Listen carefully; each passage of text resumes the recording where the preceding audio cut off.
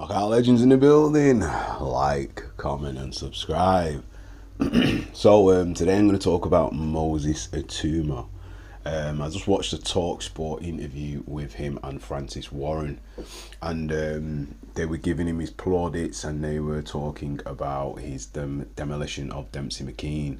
Now, I did a video on this prior to this video, and I was talking about how Moses' inner circle see him, and how Moses said himself that he wasn't actually impressed with what he did because he knew he could do that. His inner circle told him he would be able to do that based off if he followed the game plan, and he did. And key thing to note about the interview, if you want to watch it, it's on Talksport.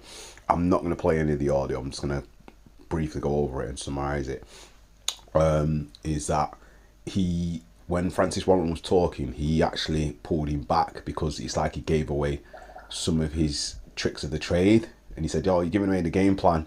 So that kind of leads me to believe that maybe he's sort of a one-trick pony, possibly, or it could be just mind games. He could just be playing mind games, and it could be just that he doesn't want to give away any of his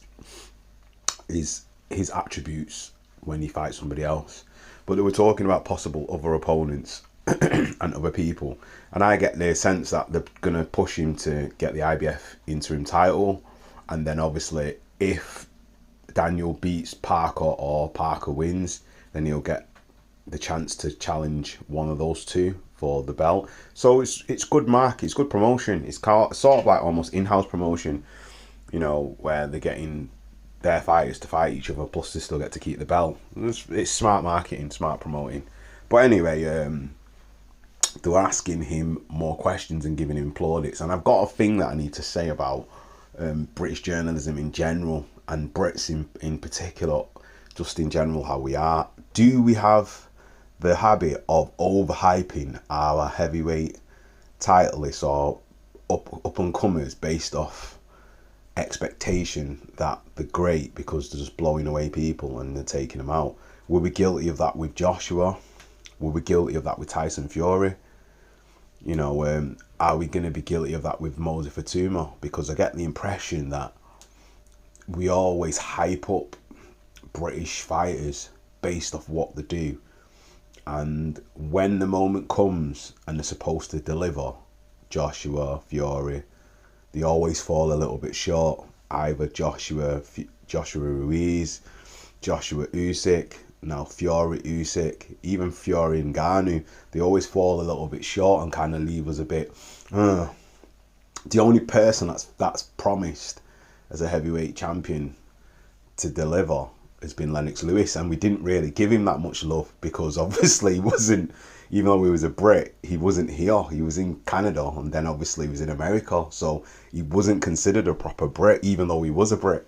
Do you know what I mean? And you can hear in his accent, but it's funny, innit? And I think that's one of the reasons why Lennox kind of gave Joshua so much hate. But maybe Lennox saw what we didn't see, and because he's a proper pugilist in the school of the game, he saw what we couldn't actually see. But if that was the case, the two fights that he lost, McCall and Ratman, which he avenged, maybe he should have saw what he needed to see in himself to defeat them the first time. But it just goes to show, being undefeated is a lot harder than having a clean record and going back and avenging fighters. So the fighters that do lose, they're probably just as good as the fighters that don't lose, because some fighters that don't lose have a questionable record of picking and choosing fights or fighting people at the end of the career or when they're more or less done or whatever, and the fights are more easier for them. But what are your thoughts anyway? Do you think Moses is the best thing since sliced bread, or do you think we're just hyping him up? Leave your thoughts in the comment section, like, comment and subscribe, and that is another one from the one and only Knockout Legends. Peace.